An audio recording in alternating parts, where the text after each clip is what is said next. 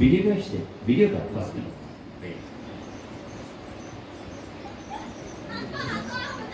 এবারে আমরা তত্ত্ব কথা বলবো, এই লাইনটা ছেড়ে দিয়ে অন্যদিকে একটু তত্ত্বের দিকে আসছি।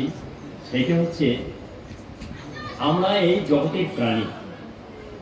আমরা এই শ্রীমদ্ ভাগবত মহাপুরাণের কথা যে বলি, এটা শুনলেই কি হবে, আর বললেই কি হবে, আর না শুনলেই কি হবে, আর কতটাই কার্যকারী হবে আমাদের উপর, সেইটা বলছি। দেখুন আমরা কত ভুল করি। ভুল করি কিরকম?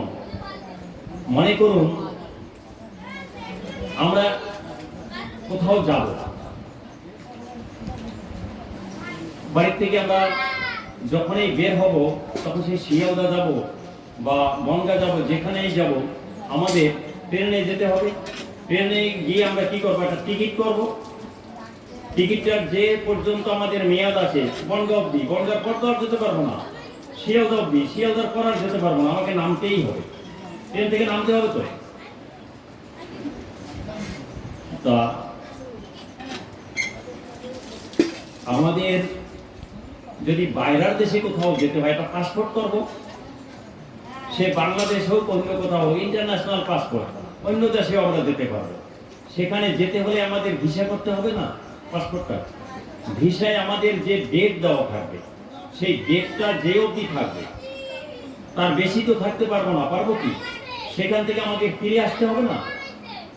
হবে তো। মনে করুন 3 মাসের ভিসা পেয়েছি, হ্যাঁ, বাংলাদেশ চলে গেলাম।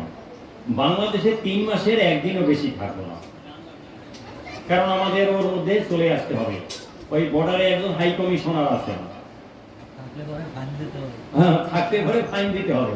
হাই কমিশনারের নিয়ম মেনে আমাদের চলতে হবে।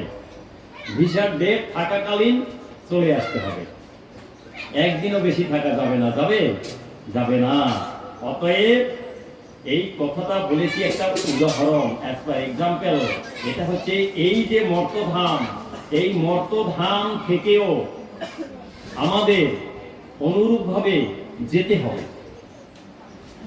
যেখানেই যাব সেখানে ওই রকম একটা মেয়াদ থাকবে। আমরা পুণ্য করেছি, বহু পুণ্য করেছি, পুণ্যের ফলে কি করেছি? আমরা সেই স্বর্গলোকে গিয়ে থাকব, আমরা সেই ইন্দ্রলোকে গিয়ে থাকব, আমরা সেই ব্রহ্মলোকে গিয়ে থাকব, আমরা সেই শিব লোকে গিয়ে থাকব। আমরা যে লোকেই যাই সেখানে গিয়ে থাকব। যখন আমাদের পুণ্যটা শেষ হয়ে যাবে তখন সেখান থেকে আমাদের এই জগতে ফিরে আসতে হবে। হবে তো?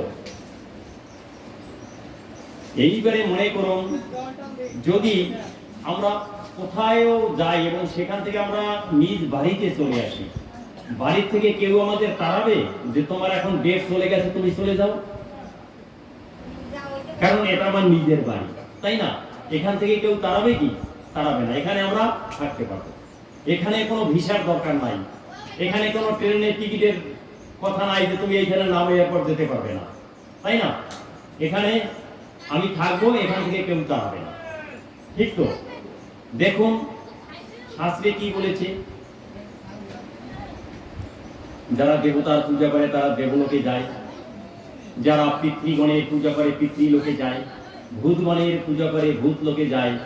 কিন্তু ভগবান বলেছে যে আমার উপাসনা করে সে আমার ধামে আসে, তার আর প্রত্যাবর্তন হয় না, আর সব লোক থেকে প্রত্যাবর্তন হয়। তাই বলেছেন, কি বলেছেন? জানতি দেবব্রতা দেবা পিতৃন জানতি পিতৃব্রতা ভূতানি জানতি ভূতেজ্জা জানতি মজ্জাজি নপিমাম। মানে আমাকে নপিমাম জানতি দেবব্রত দেবান। যারা দেবতার উপাসনা করে তারা দেবলোক প্রাপ্ত হয়, দেবলোকে যায়। সেখানে যখন পুণ্য ক্ষয় হয়ে যায় তাকে আবার এই পৃথিবীতে আসতে হয়। জানতি দেবব্রতা দেবান পিতৃন জানতি পিতৃব্রতা। যারা পিতৃলোকের উপাসনা করেন তারা পিতৃলোক প্রাপ্ত হয়, কিন্তু সেখান থেকেও তাদের পুনরাবর্তন অবশ্যম্ভাবী, আসতে হবে আবার এই পৃথিবীতে। ভূতানি জানতি ভূতের যারা ভূতলোকের উপাসনা করেন তারা ভূতলোক প্রাপ্ত হয়। এই ভূতলোক মানে ভূত প্রেত তা না, পঞ্চভৌতিক দেহ যেটা, পঞ্চতত্ত্ব যেটা, ক্ষিতি অবতেজ মরুদ্গম যে সত্তা, যেটা এই পঞ্চসত্তা, সেখান থেকেও ফিরে আসতে হয়। তাই বলেছে জানতি মজ্জাজি নপিমান, কিন্তু আমার মুখে যারা আসে, আমাকে যারা ডাকে, তাদের আর যেতে হয় না। কেননা তারা তো সেই আত্মার থেকেই জন্ম নিয়েছে। আমাদের সকলার মধ্যে আত্মারূপে তিনি আছেন। আর সেই আত্মার যে অবস্থানটা, পরমাত্মা যে পরম ধাম, সেটা তো আমাদের বাড়ি।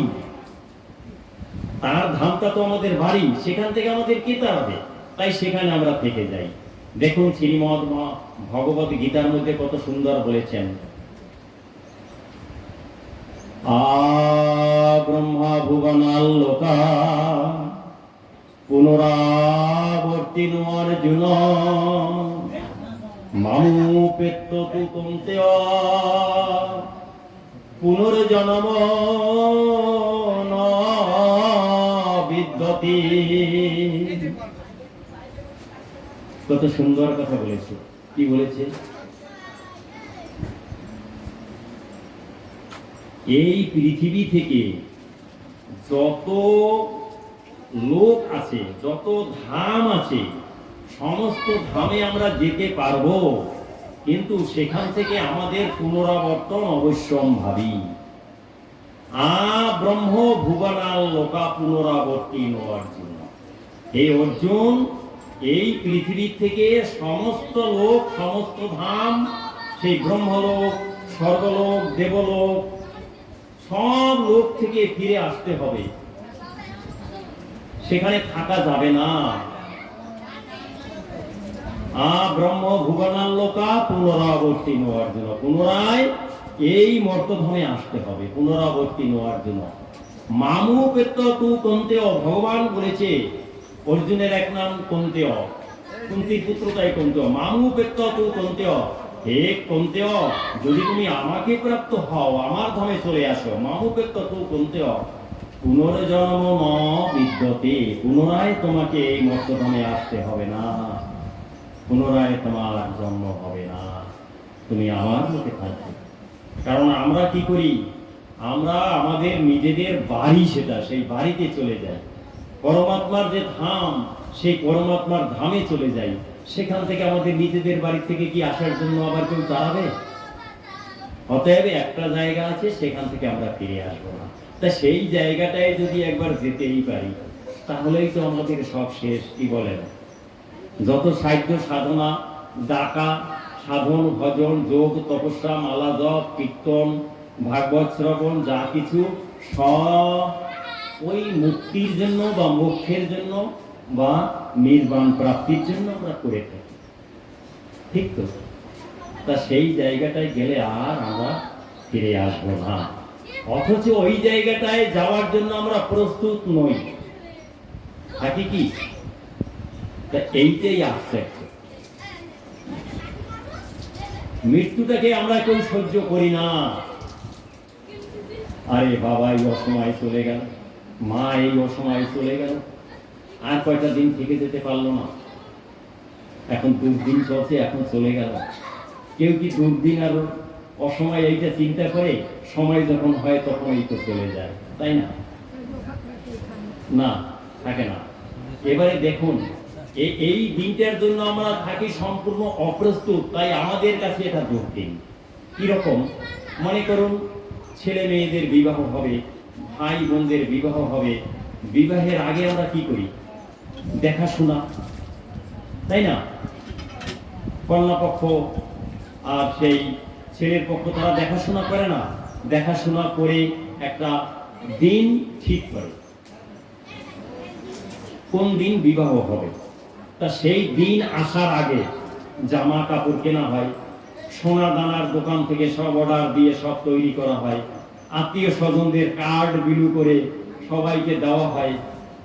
হ্যাঁ, যেখানে যে আছে বাজার ঘাট করার জন্য টাকা পয়সা নিয়ে সব আমরা প্রস্তুত থাকি না? বলুন, যে ওই দিনটা আসলে রন্ধন কি হবে, কত লোকজন হবে, তাদেরকে নিমন্ত্রণ করা থাকে, তাদেরকে কোথায় আমরা আপ্যায়ন করতে বসতে দেব, সেই জায়গাটাকে আমরা প্যান্ডেল করে ঠিকভাবে ঠিক করে রাখি না। তাই খরচাপাতি সব করে টোরে ওইটা আমাদের কাছে কোনো আকস্মিক বিপদ বলে মনে হয় না, কারণ আগের থেকে আমরা তৈরি। যখন কোনো সন্তান জন্মগ্রহণ হবে পরিবারে, তার আগের থেকে আমরা অ্যালার্ট হয়ে যাই, সতর্ক হয়ে যাই। হ্যাঁ, আলট্রাসোনোগ্রাফি করি, মেয়ের হোক বৌমার হোক আলট্রাসোনোগ্রাফি করি, গাইনিক ডাক্তার দেখিয়ে, হ্যাঁ, তার উপদেশ মতো ওই ব্লাড এক্সামিন রক্ত পরীক্ষা করি, ইউএসজি মানে আলট্রাসোনোগ্রাফি, এরপরে ইনজেকশন, খাওয়ার ঔষধ সব সেই ডাক্তারের উপদেশ মতো সব করি। কোন দিন ডেলিভারি হবে সেই ডেট দেওয়া থাকে, ডেলিভারির আগের দিনে আমরা সবাই সতর্ক থাকি, কোন নার্সিংহোমে বা কোন সেই হসপিটালে আমরা যাব, সব আমাদের তৈরি থাকে না। টাকা জমা রাখি, কোথায় কি টাকা লাগবে না লাগবে সব আমরা আগের থেকে করে রাখি। তাই এটাও আকস্মিক বিপদ নয়। মৃত্যুটা হলে পরেই আমাদের আকস্মিক বিপদ, আরে অমুকে চলে গেছে, কারণ এই সম্পর্কে আমরা আগের থেকে সতর্কতা অবলম্বন করি না, তাই না? একটু যদি সতর্কতা অবলম্বন করা আমাদের হতো, তাহলে এইটা আমাদের এইরকম বিপদে ফেলতো না। হঠাৎ করে যদি বাড়িতে 10 জন অতিথি চলে আসে, এখন তো মোবাইলের যুগ, কোনো মোবাইল করেনি, সংবাদ জানি না, হঠাৎ করে চলে এসছে। তা হঠাৎ করে চলে আসলে আমরা একটু বিভ্রান্ত হয়ে যাই না? তড়িঘড়ি বাজারে যেতে হবে, আরে সবজি নেই, আলু পটল লঙ্কা উচ্ছে ঝিঙ্গে সবকিছু আমরা কিনে আনবো বাজার থেকে, তারপর রান্না করবো। একটা ব্যস্ততার মধ্যে আমাদের থাকতে হয় না তড়িঘড়ি? আর আগের থেকে যদি জানানো হতো, আরে পাসপোর্ট করে বাংলাদেশ থেকে এই কয়েকজন আসতো, তারা আসার আগের থেকে তাদের জন্য একটু কোল্ড ড্রিঙ্কস দাও, একটু মিষ্টি দাও, এই রান্না হচ্ছে, বসো 2 মিনিট, এর মধ্যে খাবার খাওয়া। আগের থেকে তৈরি থাকলে তো এরকম হয়, না থাকলে তো আমরা হিমশিম খেয়ে যাই, তাই না? তাই মৃত্যুটাও আমাদের এই জন্য আকস্মিক বিপদ বলে আমরা মনে করি, কিন্তু এটা আমরা চার্টের মধ্যে রাখি না। যদি এটাকে আমরা সেই চার্টের মধ্যে রেখে দিতাম, তাহলে আমাদের এই বিপদটা হতো না। তাই আমরা এই বিপদের সম্মুখীন হই। আর কি হয় মৃত্যুর পরে? এই মৃত্যুটা কি? মৃত্যুটা একটা ঘুম। রাতে আমরা ঘুমিয়ে থাকি, সকালে যখন ঘুমটা ভাঙে তখন হয় সকাল। আর যদি ঘুমটা না ভাঙে তখন সেটা সকাল হয় না, সেটা চলে যায় পরকালে, সেটা হয়ে যায় পরকাল। এই ঘুমের পার্থক্য কিরকম? যে বিছনায় ঘুমাই সকালে আমরা সেই বিছনার থেকে জাগরিত হই। আর এই ঘুমটা কি? আমরা এই বাড়িতে ঘুমালাম, আর এক বাড়িতে জাগরিত হলাম, মানে এখানে মরে গেছি, এই আত্মাটা অন্য একটা বাড়িতে গিয়ে আবার সেখানে জন্ম নিল, মানে অন্য বাড়িতে জাগরিত হলো, তাই তো? আমি কিন্তু বুঝাতে চেষ্টা করতেছি যে আত্মাটা কি রকম, তাই কতখানি সম্ভব হবে বুঝাতে ঠিক পারছি না, বুঝে উঠতে করছি। তা এর মধ্যে পার্থক্য এইটুকু, শুধু আমাদের প্রস্তুতি নেই, মৃত্যু সম্পর্কে আমরা সজাগ দৃষ্টি রাখি না, আগের থেকে আমরা সেইভাবে এটা সম্পর্কে যে তড়িঘড়ি যে ব্যবস্থাটা সেটা আমরা গ্রহণ করি না, তাই আমাদের কাছে এটা বিপদ হয়। আর এই বিপদটা দেখুন এমন যে আমরা কি করি, যখন সেই মৃত্যুটা হয় তখন সন্তানগণ তার সেই বাবা হোক তো মা হোক তাকে জড়িয়ে ধরে কান্না করে, কান্না করে তো। কিন্তু এই যে কান্নাটা করে তাকে জড়িয়ে ধরে, তা ওদের দেখলে আমার ওই মনে হয় বেরোবি নাকি তো এখনই, কৃষ্ণ বেরোবি, এখনই বেরোবি নাকি? আচ্ছা ঠিক আছে, আরে তোকে দেখলে আমার ভয় করে, তুই এখানে আলো আলো ঘেরে উঠে আমি চিন্তা করছি এখন এই বলো নাকি। হ্যাঁ হ্যাঁ, একটু আগে আমাকে বলিস। আরেকটা কথা আমি বলতে দেওয়া নাকি শুনেছি যে 80 জনম তপস্যা করে মানব জনম, মানব জনমের সৃষ্টি হইল মা বাবা। এইবারে মানব যখনই ওই মৃত্যুর কথা বললেন যে মৃত্যু হয়ে গেল আমাদের, তা ওই পরলোক গমন করলো, পরলোক গমন করে তো আত্মার বিচার হয়। ওই যে এইমাত্র বললেন অন্য বাড়িতে গেল, সে তো মানুষ হলো না কি হইলো, কি করে আমরা প্রশ্ন আসলো এই যে বুঝতে পারছি। ও সেইটা, হ্যাঁ না সেইটা অন্য বাড়িতে না গিয়ে, এই যে নিখিলদা মারা গেছে অন্য বাড়িতে গেল, ইনি কি মানুষ জন্মে নিল না অন্য জন্ম নিল? আমরা তো 80 জনম তপস্যা করেছে মানুষ জন্ম, অনেক জন্ম ভেদ কইরা। মানে এইটার প্রশ্নটা কি? এইটা আমি তো অবশ্যই অবশ্যই শাস্ত্রে তো আছে। এই শাস্ত্রে তো তাই শুনি সাধুগুরু বৈষ্ণবের মুখে, অথচ বুঝতে পারি না যে জিনিসটা কি। যাই হোক, আমি এইটাই বলি তাহলে। এদিকে যেটা যাচ্ছিলাম, এটা যদি সময় পাই এদিকেই আসবে, এই পয়েন্টটা মনে রাখবেন, এই পয়েন্টটা যেটা। তা এখন ওনার কথায় এদিকে যাচ্ছি যে আমরা এইখানে যারা আছি, এরা মৃত্যুর পরে আমরা আবার এই মানব জন্ম পাবো না মানব জন্ম না পেয়ে অন্য জন্ম পাবো? এটা হচ্ছে শাস্ত্রীয় যুক্তি অনুসারে যদি আমরা ভালো কাজ করি তাহলে আমরা ভালো জন্ম পাবো, মানব জন্ম আমরা পাবো। যদি আমরা সৎভাবে জীবনযাপন করি, ঈশ্বরকে ডাকি, হয়তো একজন বৈষ্ণবের ঘরে গিয়ে তার সন্তান হয়ে জন্মগ্রহণ করতে পারি। আমরা খুব দান দেয়াল করি, খুব মানুষের সেবায় সারা জীবন উৎসর্গ করেছি, একজন বড় ধনীর ঘরে গিয়ে আমরা জন্মগ্রহণ করতে পারি, কোনো অভাবও থাকবে না। জন্মার সাথে সাথে সোনার চামচে রাজভোগ আমাদের মুখে দিয়ে সেই আমাদের ই করা হবে, হ্যাঁ, সেই মুখে ভাত দেওয়া হবে, এও হতে পারে। আর যদি আমরা অপকর্ম করে থাকি, হিংসা বিদ্বেষ মারামারি কাটাকাটি এই করে জীবন অতিবাহিত করি, হয়তোবা মানব জন্ম না পেয়ে যারা ওই ফল প্রকৃতি, কুকুর, সাপ, বাঘ এদের পেটেও জন্ম নিতে পারি, ওই সুন্দরবনে একটা বাঘের পেটে সন্তানও হতে পারি, হ্যাঁ, প্রশান্ত মহাসাগরে তিমি মাছের পেটেও জন্ম নিতে পারি, বা সেই আমেরিকায় বা সেই লন্ডনে গিয়ে খ্রিস্টান তাদের সন্তান হয়ে জন্মগ্রহণ করতে পারি। যেরকম কাজ করবো সেই রকম হবে। শাস্ত্র কি বলেছে? ঊর্ধ্বং গচ্ছন্তি সত্যস্থা মধ্যে তিষ্ঠন্তি রাজসা জঘন্য গুণ বৃত্তিস্থা অধো গচ্ছন্তি তামসা। কত সুন্দরভাবে বুঝিয়ে দিয়েছেন।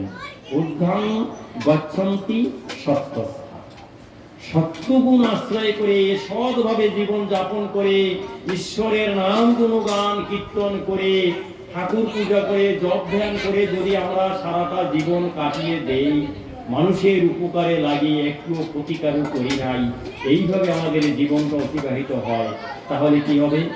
ঊর্ধ্বং গচ্ছন্তি সত্যস্থা, সত্যভাবে আমাদের জন্ম হবে। আমরা কোনো বৈষ্ণবের ঘরে, কোনো সাধু মহাপুরুষদের ঘরে একজন সৎ পুত্র হয়ে জন্মগ্রহণ করব। মধ্যে তিষ্ঠন্তি রাজসা, জন্মগ্রহণ করে ঈশ্বরকে ডাকিনি, কিন্তু অপরের কোনো ক্ষতিও করিনি। ছেলে মেয়েদের লেখাপড়া শিখিয়েছি, উচ্চশিক্ষায় শিক্ষিত করেছি, ছেলে ভালো চাকরি করে ইঞ্জিনিয়ার ডাক্তার প্রফেসর এই করেছি, মেয়ে ইঞ্জিনিয়ার ডাক্তার প্রফেসর করেছি, বিবাহ দিয়েছি উচ্চ ঘরে, মহা সুখে আছে তারা, তাদের আমি যত্ন করে গেছি, জনগণকে ভালোবেসে গেছি, কিন্তু ভগবানকে ডাকিনি। তাই আমাদের মুক্তির পথটা প্রশস্ত হয়নি, এই জগতে আবার আসতে হবে। তাই এই জগতে আবার এই আবর্তনের মধ্যে সংসার ক্ষেত্রে আমরা পড়ে আছি। তাই বলেছে মধ্যে তিষ্ঠন্তি রাজসা, এই রাজসিক গুণের প্রভাবে আমরা জীবন অতিবাহিত করে একেবারে রাজার হালে কাটিয়ে গেছি, কিন্তু ঈশ্বরকে ডাকিনি, সংসারকে প্রতিপালন করেছি, আত্মীয় স্বজনকে দেখেছি, গ্রামবাসীদের কন্যা বিবাহ দিতে পারে না, তাকে টাকা দিয়ে সাহায্য করেছি, বাবার শ্রাদ্ধ করতে পারে না, তাকে টাকা দিয়ে সাহায্য করেছি, উপকার করেছি জনগণের, কিন্তু ভগবানকে তো ডাকিনি, তাই মুক্তিটা হয়নি। কিন্তু সবাই ভালোবাসায় আবার এই জগতে এসে ওইভাবেই অবস্থান করছি। এইভাবে সংসারে আবার একটি তাই মধ্যে তিষ্ঠন্তি রাধসা জঘন্য গুণ বৃত্তি স্থা অধ গচ্ছন্তি তামসা। হিংসা বিদ্বেষ মারামারি কাটাকাটি করে জীবন কাটিয়ে দিয়েছি, অপরের ভালো দেখতে পারিনি। মামলা মকদ্দমা করে যার ভালো দেখেছি তার ক্ষতি করার চেষ্টা করেছি। এইভাবে হিংসা বিদ্বেষের মধ্যে থেকে জঘন্য গুণ বৃত্তিস্থা অধগচ্ছন্তি তামসা অধগমন হয়েছে, নিম্নগমন হয়েছে। এই মানব জন্ম না পেয়ে আবার সেই 4 লক্ষ যে জন্ম মানব, এটা বাদ দিয়ে ওই 80 লক্ষ যে পশু পাখি কীট পতঙ্গ ওর ভিতরে চলে গেছি। অর্থাৎ অধ জন্ম আমাদের পেতে হয়েছে, সেভাবে আমরা জন্ম পাবো। শাস্ত্রে যা বলেছে তাই অধগচ্ছন্তি তামসা, এভাবে জন্ম হয়। কাজেই আমরা যাতে সুন্দর জন্ম পাই, সৎভাবে জীবন যাপন করি, যাতে আমাদের মুক্তি হয়। আর এই মুক্তি হওয়ার জন্য চেষ্টা তো করেই যাব। যদি নাও হয় অন্তত সৎভাবে আবার যাতে জন্ম পেতে পারি, সেইভাবে আমরা সবাই ভালো করে যাব, ঈশ্বরকে ডেকে যাব। তাই আমার গুরুদেব আচার্য বিবেকানন্দ গোস্বামী বলেছেন, মৃত্যু যখন অবশ্যম্ভাবী সৎভাবে জীবন যাপন করাই উচিত। তোমরা সৎভাবেই জীবন যাপন করো, মৃত্যু যখন রোগ হবেই না, তখন এই জন্মে যতখানি এগিয়ে যেতে পারো পরবর্তী জন্মে সেখান থেকে আবার যাত্রা শুরু করো। অতএব কারো কোনো অনিষ্ট করো না, ঠাকুরকে ডেকে যাও, সৎভাবে জীবনটাকে অতিবাহিত করে যাও। এভাবে আমাদের চলা উচিত। এইবার সেই আগের পয়েন্টে চলে আসি, যে মৃত্যুর সময় বাবাকে জড়িয়ে ধরে ছেলে কাঁদছে, স্বামীকে জড়িয়ে ধরে স্ত্রী কাঁদছে, কিন্তু তার ভিতর থেকে তো দেহি চলে গেছে, আত্মা চলে গেছে, গেছে না? দেহটাকে জড়িয়ে ধরে, সেই ডেড বডি, মৃত দেহ, তাকে জড়িয়ে ধরে কাঁদছে। কি মায়া! মায়ার মধ্যে আমরা পড়ে আছি, কিন্তু এই মায়ার বন্ধন আমাদিগকে এমনভাবে আবদ্ধ করে রেখেছে যে আমরা সবাইকে আপন মনে করি, কিন্তু আমরা যাদেরকে আপন মনে করি তার থেকেও আমাদের আপন যিনি, তিনি আমাদের জন্মার আগেও ছিলেন, মৃত্যুর পরেও তিনি থাকবেন চির আপন। সেই আপনকে আমরা ডাকি না, আপনকে আমরা ভুলে যাই। তিনি আমাদের সকলার আপন। আর এইখানে যত আপনজন দেখছি, এই আপনজন কতদিন আপন?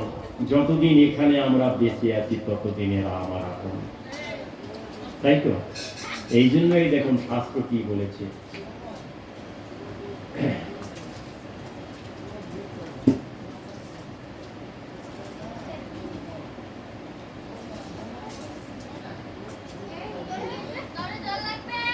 আপনার প্রশ্নটার উত্তরটা হয়েছে না হয়নি? গোবিন্দ জানে, আপনি জানেন, আমি তো বুঝতে পারিনি, দেখি আপনার কাছে শুনলাম, তো ভালো লাগলো যে প্রশ্নটা করলেন। এখন শোনেন, আমার তো দেয়ার নাই, আমাকে গুরুদেব যা বলাই তাই বলি। আমিও তো অজ্ঞ, আমি তো মূর্খ। আমি চেষ্টা করেছি যাতে অন্তত একটু ফিনিশিং দেওয়া যায়, তার কিছুটি হয়েছে না হয়নি। ওই সে হবে না কেন বলেন তো? সেই দিনে বৈষ্ণব সাধুগুরু বৈষ্ণবের কাছে শুনি, তো এটা বাঙাইয়া আমি শুনি নেই। সেই কথাগুলো কীর্তনে বসে আমরা গান বাজনা করি, সেই সময় কথাগুলো বুঝতে পারবো, জানতে পারলাম। আপনার কাছে যেটুকু একটু বলতে পারবো যে এইটুকুই জানি, তার উপরে আর জানি ঠিক আছে, ঠিক আছে, না। খারাপ নাকি বললো? না, ঠিক ঠিক।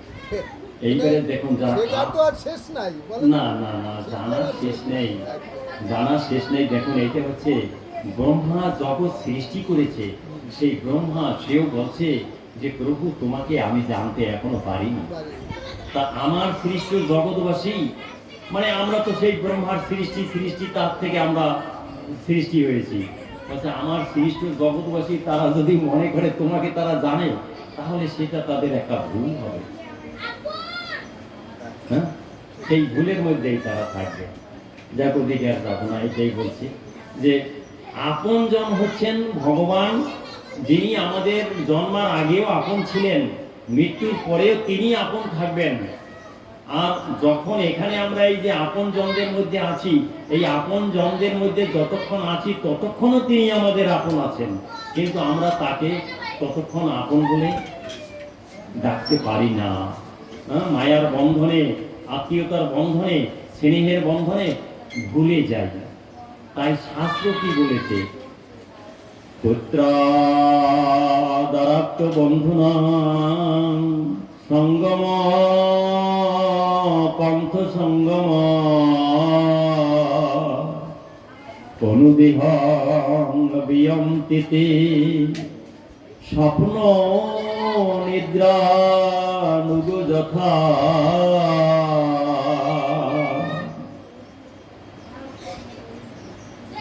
পুত্র দারাত্ম বন্ধু নাম মানে পুত্র কন্যা, দ্বারা মানে স্ত্রী, পুত্র দারাত্ম বন্ধু নাম, পুত্র কন্যা স্ত্রী বন্ধু বান্ধব আত্মীয় স্বজন, তাই বলেছে পুত্র দারাত্ম বন্ধু নাম সঙ্গম পান্থ সঙ্গম। এদের সাথে একসাথে আমরা আপন মনে করি, আমার পুত্র, আমার কন্যা, আমার স্ত্রী, আমার স্বামী, আমার আত্মীয় স্বজন, আমি এদের আপনজন, এই আমরা মনে করি। পুত্র দারাত্ম বন্ধু নাম সঙ্গম পান্থ সঙ্গম। এদের সাথে আমরা যতক্ষণ বসবাস করি তখন চিন্তা করি এদের থেকে আমার আপনজন আর কেউ নেই। কিন্তু এই আপন কতক্ষণ? যতক্ষণ এদের মধ্যে থাকি। যেমন পান্থশালায় অবস্থানকারী পথিকদের অবস্থা। পান্থশালা বললে একটু বুঝতে আমাদের অসুবিধা হতে পারে, আমি সেইটা আর একটু ব্যক্ত করে বলছি। মনে করুন স্টেশনে ট্রেন আসার পূর্ব পর্যন্ত যাত্রী প্রতীক্ষালয়ে আমরা বসে থাকি। যাত্রীরা বসে থাকে না স্টেশনে ট্রেন আসার আগ পর্যন্ত, তখন পাশে সবাই বসে থাকে। এটা মনে করুন এখানে এই অশোকনগর স্টেশনে কেউ যাবে বনগাঁয়, কেউ যাবে শিয়ালদায়, সব তো স্টেশনে বসা থাকে না। তখন তাদের সাথে দেখা, কথা, বাক্যালাপ, কত কিছু হয়। কিন্তু পাশে যে থাকে তার সাথে আলাপ জমে ওঠে। ভাই তোমার বাড়ি কোথায়, তোমার কয় ছেলে কয় মেয়ে, বিবাহ দিয়েছ, কি করো, ছেলে পান কি করে, এই যে একটা হৃদ্যতা গড়ে ওঠে অল্প সময়ের জন্য। যখন এই দেখা গেল যে শিয়ালদা যাওয়ার যে ব্যক্তি তার সেই ট্রেনটা চলে এসছে, সে ট্রেনে উঠে যখন চলে যায় তখন কি আর সেই পাশের যে বসা ছিল তার কথা মনে থাকে? থাকে না। যে বনগাঁ যাবে, শিয়ালদা থেকে ট্রেনটা চলে এসে সে বনগাঁ যাওয়ার যাত্রী উঠে চলে গেল, পাশের লোকের সাথে একসাথে সিগারেট খেয়েছে, একসাথে চা ভাগাভাগি করে খেয়েছে, কত হৃদ্যতা হয়েছিল, সেইটা কি আর সে ট্রেনে ওঠার পর মনে থাকে? না, মনে থাকে না। তদ্রূপ এই জগতে যতক্ষণ আছি ততক্ষণ আমার পুত্র, আমার স্ত্রী, আমার কন্যা, আমার স্বামী, এই যে আপনত্ব, কত রকমের যে একটা সেই গভীর সম্পর্ক, একটা সেই স্নেহ, একটা সেই মায়া, এর যে সম্পর্ক কত আপন করে তোলে, হৃদ্যতা করে তোলে। এই হৃদ্যতা যখন আমরা এই জগৎ থেকে চলে যাই তখন ছিন্ন হয়ে যায়, আর থাকে না, সব বাদ দেওয়া। হ্যাঁ, কিন্তু কিন্তু এই জগতে আসার আগেও একজন ছিল, মৃত্যুর পরেও সে থাকবে। অতএব সেই আপন না বেশি? হ্যাঁ, সেই এখনো আছে, সেই আপন বেশি। তাই বলেছে পুত্র দারাত্ম বন্ধুনাং সঙ্গম পান্থ সঙ্গম, পান্থশালায় মিলনের ন্যায় এদের সাথে আমাদের বসবাস, অবস্থান। অনুদেহং বিয়ন্তিতে স্বপ্ন নিদ্রা নুগ যথা। যতক্ষণ পর্যন্ত দেহ আছে ততক্ষণ এরা আপন, কিন্তু দেহ চলে যাওয়ার সাথে সাথে স্বপ্ন দেখা রাজ্যের নাই। স্বপ্ন দেখা রাজ্যটা কিরকম? স্বপ্নে আমরা অনেক কিছু দেখি, সেই স্বপ্ন রাজ্যটাকে তখন আমাদের সত্য বলে মনে হয় না। কি বলেন? যখন স্বপ্ন দেখিস তখন সেটা মনে হয় না যেন সত্য কিছু, কিন্তু সেই সত্যটা কতক্ষণে স্থায়ী থাকে? ক্ষণিকের, যতক্ষণ নিদ্রা থাকে, ঘুম থাকে। যখনই না ঘুম কেটে গেল তখন স্বপ্ন রাজ্যটা মিথ্যা হয়ে গেল না? তদ্রূপ এই জগৎ থেকে যখনই আমরা চলে গেলাম তখন এই যে সত্য জগৎ, এটাও মিথ্যা হয়ে গেল। তিনি এই একমাত্র আপন। আর এখানের যত সম্পর্ক সব মায়ার সম্পর্ক, আত্মীয়তার সম্পর্ক, হ্যাঁ, দুদিনের সম্পর্ক। এটা আমরা ভুলে যাব। এটা কি হচ্ছে? মনে করুন একটা নদীর উপরে ব্রিজ, সেই ব্রিজে উঠলাম, এক ঝুড়ি খড়কুটা কাগজ নিয়ে, খড়কুটা আছে, কাগজ আছে, হ্যাঁ অনেক কিছু আছে। ঝুড়িটা সেই ব্রিজের উপরে উঠে নদীতে ঢেলে দিলাম। তা ঢেলে দেওয়ার পরে নদীতে তো স্রোত রয়েছে, সেই স্রোতে ওইগুলো ভেসে যাবে না, চলে গেল। এইবারে দেখুন যে স্রোতে চলে গেল, একটা 10 হাত দূরে, একটা 5 হাত দূরে, একটা 1 হাত দূরে, এইভাবে ভাসবে তো, অনেক দূরে দূরে চলে যাবে আর ভাসবে, সব ছিন্ন ভিন্ন হয়ে ভাসবে, তাই তো? কোনোটা অনেক দূরে, কোনোটা কাছে, কি ঠিক তো? তা এই যে জগতে আমরা এসেছি, এই জগতেও অনুরূপ ভাবে আমাদের, যেমন আমরা এখানে যারা আছি সবাই নিজের নিজের কথা একটু চিন্তা করুন। যখন আপনারা সবাই ছোট ছিলেন, আমার কথাটা আমি চিন্তা করবো, আপনারাও চিন্তা করবেন, তখন মা একটা হাঁড়িতেই ভাত রান্না করত, আর দাদা দিদি সবাই মিলে আমরা খেতে বসতাম, বাবাও খেতে বসতো, মা ওই এক হাঁড়ি ভাত সবাই খেতে দিত। আজ আমরা কে কোথায়? এক ভাই হয়তো চাকরি নিয়ে দিল্লি চলে গেছে, এক ভাই চাকরি নিয়ে বোম্বে চলে গেছে, এক ভাই জমির কাজ করে, সে বাড়িতে বসে সেই জমির কাজ করছে, এক ভাই একটা দোকান দিয়ে কোনো রকম সংসার চালাচ্ছে। ছিন্ন ভিন্ন হয়ে গেল না? বোন যা ছিল সে শ্বশুরাল চলে গেছে, সব আলাদা হয়ে গেছে না? সেই যে দিদি, সেই যে বোন, 3 বোন ছিল, 3 বোন 3 বাড়িতে চলে গেছে, আমরা 3 ভাই, আমরা 3 জায়গায় অবস্থান করছি, সব আলাদা আলাদা হয়ে গেছি না? ওই নদীতে ভেসে যাওয়া খড়কুটা যেমন আলাদা আলাদা হয়ে যায়, সেই রকম হয়ে গেছি না? শাস্ত্র কি বলেছে? নৈকত্র প্রিয় সমবাস শরীরাং চিত্র কর্মণা উঘেন বুঝ্যমানানাং পুলবানাং স্রোতসো যথা।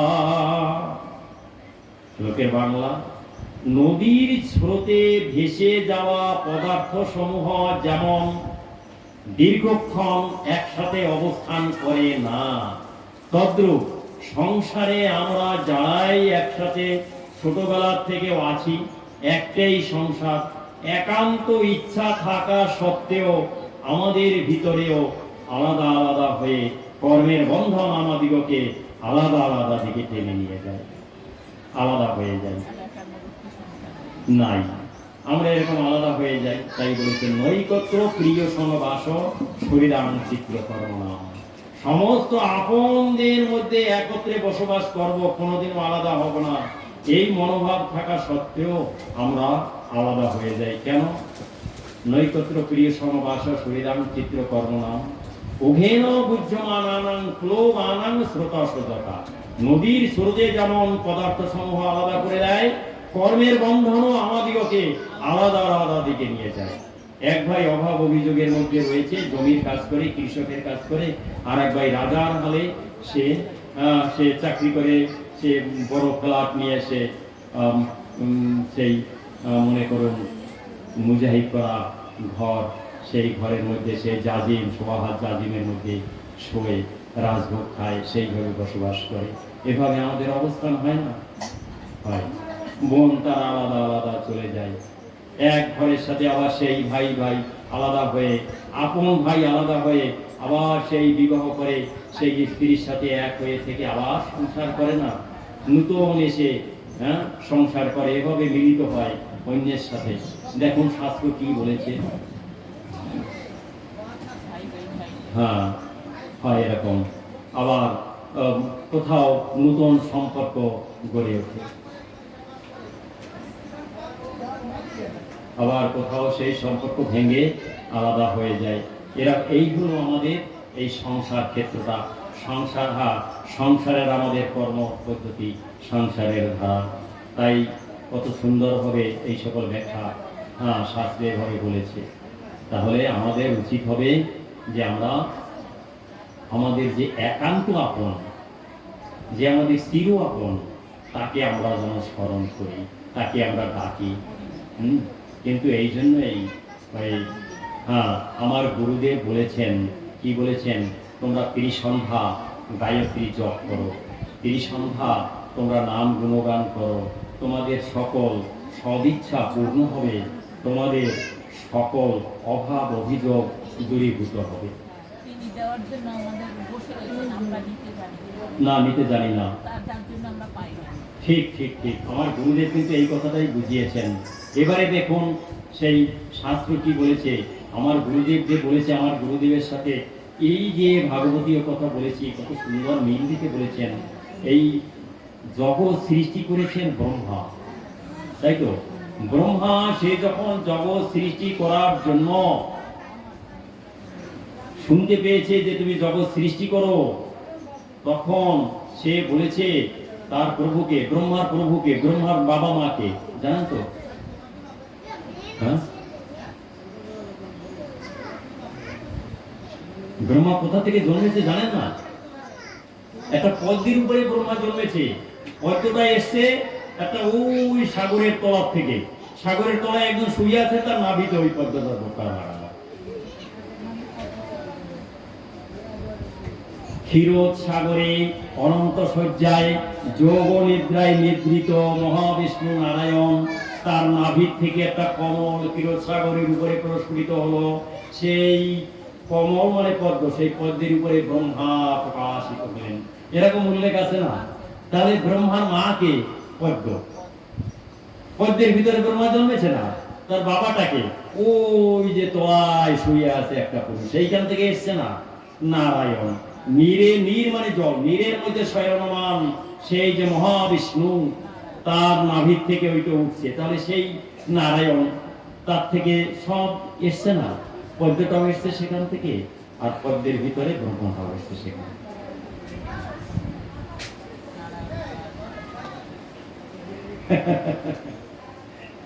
তাহলে সেই ব্রহ্মা, তাকে বলেছে নারায়ণ তুমি তপস্যা করো, তপ করো, তপ করলে সব সিদ্ধি হবে, যেটা আমার গুরুদেব বলেছেন।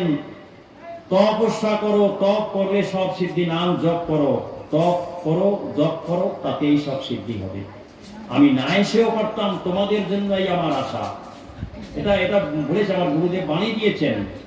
আমি না এসেও পারতাম, তোমাদের জন্যই আমার আশা, তোমরা তপ করো। ভাই কি, আমি তো আছি। এটা কোথা থেকে এসে? ব্রহ্মাকে বলেছেন নারায়ণ। কি বলেছেন?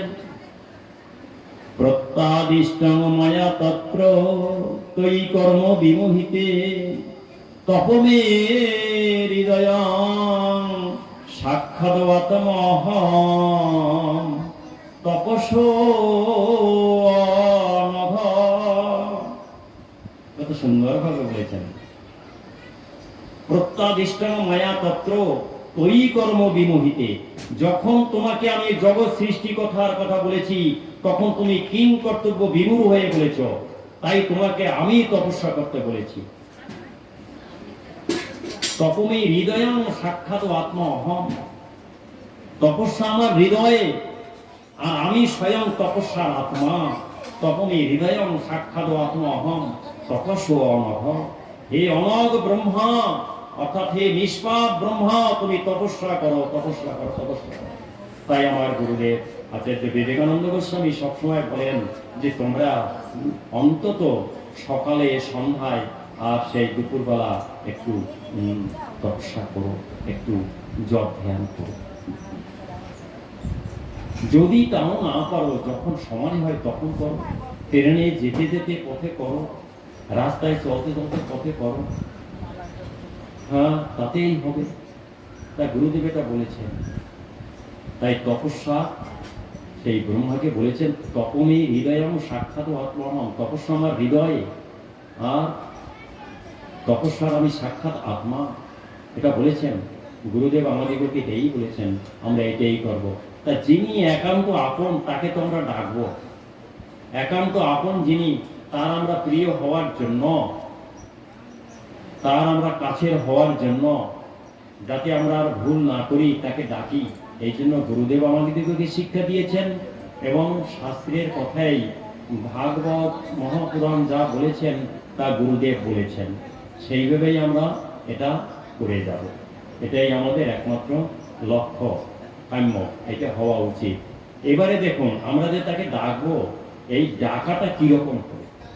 এই ডাকাটা এমনভাবে ডাকতে হবে, অনন্য হয়ে ডাকতে হবে, অর্থাৎ সব ত্যাগ করে তার উপরে সব সমর্পণ করে দিয়ে তাকে ডাকতে হবে, এইভাবেই তাকে ডাকতে হবে। আমার এখানে আলোচনা করেছিলেন, সকালে গীতা পাঠ করেছিলেন, ও এখানেই বাড়ি কাছাকাছি, ওই আমাদের না এখানে আশ্রমের কাছাকাছি বাড়ি, পলাশবাবু উনি আলোচনা করে গেছেন, সুন্দর কথা বলেছেন যে আমার গুরুদেব শাড়ি পরেন কেন? শাড়ি পরেন এই জন্যই উনি এটা ব্যাখ্যা করেছেন, গুরুদেবের নিজেরই কথা, যে গোপী ভাবটা আমার খুব ভালো লাগে, দাপরের লীলাখানি আমার ভালো লাগে, তাই আমি গোপী বেশে জনগণকে শিক্ষা দেওয়ার জন্যই এই বেশটা ধারণ করেছি। একটা সম্পর্ক পাতিয়ে তার সাথে একটা সম্পর্ক নিয়ে তাকে ডাকতে হয়, তাই আমি এই শাড়ি পরি। হ্যাঁ, তার আপনজন। তা এই যে গোপী বেশ, এই গোপী বেশটা হচ্ছে সমস্ত সাধনার শ্রেষ্ঠতম একটা উদাহরণ, শ্রেষ্ঠতম একটা জায়গা, একটা রাস্তা। তা হচ্ছে যে আমরা এই জগতে এসে তাকে যে ডাকবো, তাকে ঠিক অনুরূপভাবে যদি আমরা ডাকি, গোপীরা যেভাবে ডেকেছে, তাহলে তার কৃপাটা আমরা পাব। এই গোপীগণ কিভাবে ডেকেছিল? মনপ্রাণ দিয়ে ডেকেছিল। মন প্রাণ মানে আমার মন, আমার প্রাণ, আমার দেহ, এই আমার জ্ঞানটাও তাদের মধ্যে ছিল না, নেই। এই জন্য গোপীর ভাবটা সবচেয়ে শ্রেষ্ঠ। তা কোনো এক সময় কি করেছে, যখন সেই বৃন্দাবন ছেড়ে ভগবান শ্রীকৃষ্ণ উনি মথুরায় এসছেন, মথুরায় এসে সেই কংসের কারাগার না, কংসের বাড়িতে কংসকে নিধন করলেন, ওখানে রাজা হয়ে বসে আছেন। বাবাকে উদ্ধার করলেন, মাকে উদ্ধার করলেন। কংসের বাবা সেও কিন্তু জেল খেটেছে, কংস জেলে রেখেছিল, তাকেও জেল থেকে মুক্ত করেছে, দাদুকে ওখানে আছে। তখন সেই গোপাঙ্গনাগণ যারা, যে গোপী ভাবটা কি সেটা, সেই জন্য আমি এই কথাটাই এসেছি, যে গোপীগণ তারা কৃষ্ণকে দেখার জন্য সেই মথুরায় চলে এসছে, গোকুল থেকে চলে এসছে, ব্রজ থেকে চলে এসছে, ব্রজঙ্গনাগণ যারা তারা এসে দাঁড়ে দাঁড়ে ঘুরছে। ওখানে অনেক দ্বার, কংসের বাড়িতে ওর দরজা অনেক, দাঁড়িয়ে আছে সব দরজায়। এখনো যারা গেছেন তাদের দেখানো সার্চ করে ঢুকানো হয়, লাইটার নিতে দেয় না, মোবাইল নিতে দেয় না।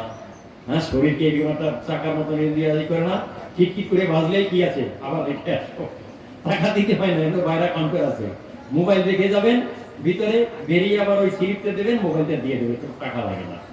এইভাবে লাইটার, সিগারেট ধরানো লাইটার থাকলেও ওইটা বেজে ওঠে, হ্যাঁ, সেইপের জন্য। তা এইভাবে হ্যাঁ লাগে না। তা কি করেছে, সেই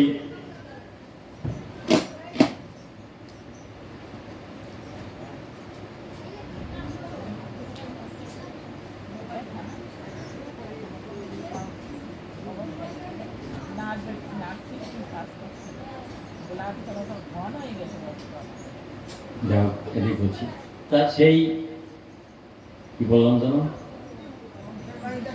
ও কংসের বাড়িতে। হ্যাঁ, তা কি করেছে, সেই কংসের বাড়ি, সেখানে ব্রজঙ্গনাগণ এসে দেখা করতে, তার দ্বারে ঢুকতে দিচ্ছে না, কোনো দ্বারে ঢুকতে দিচ্ছে না, দাড়িগণ তারা সব তাড়িয়ে দিচ্ছে। এবারে বলেছে যে ওই ব্রজঙ্গনাগণ বলেছে, আরে কোনো দ্বার থেকে তো ঢুকতে পারিনি, তা চল আমরা আবার পুনরায় ব্রজে চলে যাই। তা ব্রজের দিকে যাচ্ছে, তা ব্রজে তো যাবো, তা যাকে দেখতে আসলাম তাকে দেখতেও পেলাম না, এতদিনের বাসনা। তা ঠিক আছে, ওই মনে মনে একটা প্রণাম করে, যে তোমাকে দেখতে এসে তোমাকে দেখতে পেলাম না, এইভাবে একটু মনে মনে প্রণাম করে হাঁটা দিচ্ছে। তখন উনি তো অন্তর্যামী, উনি তো সব জানেন। হ্যাঁ, উনি কোনো একটা দাড়ির ভিতরে সেই জ্ঞানটা দিয়েছে। দাড়ি কি করছে, এই শোনো, তোমরা যেও না, আসো, তোমরা ঢুকতে পারোনি বলে কোথায় যাচ্ছ? যে আমরা এখন বিরোধে চলে যাব। যে তোমাদের বিরোধে যেতে হবে না, তোমরা আমার এই দ্বার খুলে দিচ্ছি, ভিতরে যাও। কি করবে? যে শুধু ওনাকে একটু দেখবো, দেখে চলে যাও। উনি আমাদের অন্তরের একেবারে অন্তঃস্থলে রয়েছেন, তাই ওনাকে দেখার জন্য এসেছিলাম। মনে বড় দুঃখ নিয়ে যাচ্ছিলাম। ঠিক আছে, দুঃখ নিতে হবে না, দেখে যাও। তা ভিতরে ঢুকে যখনই না দেখেছে কৃষ্ণ রাজা হয়ে বসে আছে, তখন এই ঘোমটা দিয়ে দেখবেন ব্রজঙ্গনাগণ যারা বৃন্দাবনে গেছেন, ওখানে দেখবেন ব্রজবাসীগণের কাপড়টা দিয়ে পুরো নাকে মুখটা ঢাকা থাকে, নাক মুখ পুরো এই পর্যন্ত ঢাকা থাকে কাপড় দিয়ে। হ্যাঁ, ঘোমটা ওই রকমই দেওয়া, ওই রকমই দিয়ে টেনে বেরিয়ে যাচ্ছে। তখন দাড়ি বলছে, আরে তোমরা কেন মুখটা ঢেকে চলে যাচ্ছ? বলছে, আমরা যাকে দেখতে এসেছিলাম তাকে দেখতে পাচ্ছি না। বলছে, তিনি ওই সিংহাসনে বসা রয়েছেন, তিনি তো রাজা হয়ে আছেন, উনি তো তোমাদের সেই দেখার যে কর্তা সেই রয়েছেন। বলছে, না, আমরা পরপুরুষ দেখলে বিচারিণী হয়ে যাব, তাই ওনার মুখ দর্শন করব না, উনি আমাদের সেই উপাস্য নন। চলে যাচ্ছে। ভগবান তো বুঝতে পেরেছে, ওই রাজবেশ ত্যাগ করে দরজায় এসে তাদের যে গোপাল ছিল সেই রূপ নিয়ে এসে ওদের সঙ্গে দাঁড়িয়ে আছে। দাঁড়িয়ে বলছে, আরে প্রভু, তুমি এ কি করেছো? বলছে, আরে এই দেশেই তোরা চেয়েছিল, তাই তো এই দেশ নিয়ে আমি এসেছি। এই যে সেই ব্রজঙ্গনাগণের মনের ভাব, ওই বেশ চেয়েছিল, তাই ওই দেশে এসেছে, তাদের মনের আশা পূর্ণ করেছে না। আমার গুরুদেব এই বেশটা নিলেন কেন? এবার দেখুন, তা হচ্ছে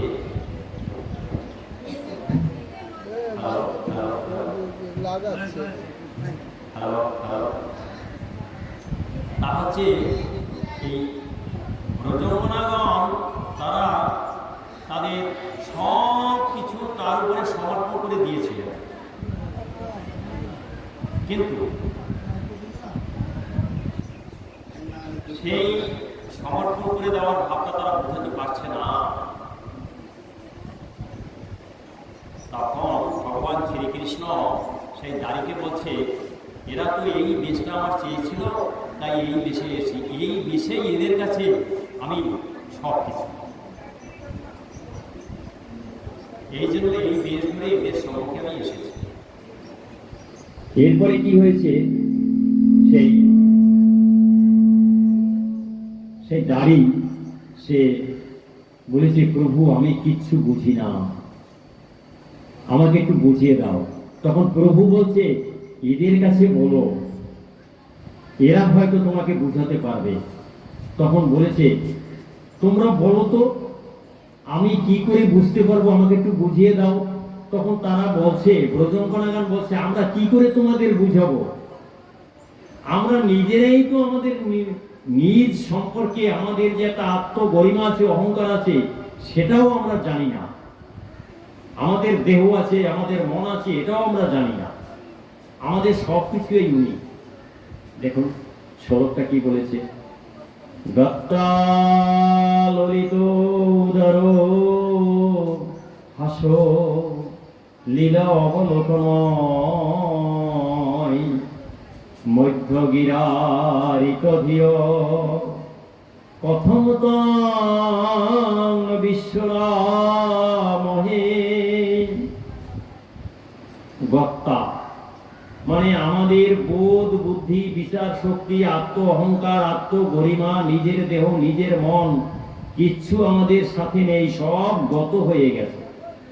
গত্তা ললিত উদর হাস, তার ললিত গতির সৌন্দর্যে, প্রাণ খোলা হাসির উদরতায়, মধুমাখা কথার আন্তরিকতায়,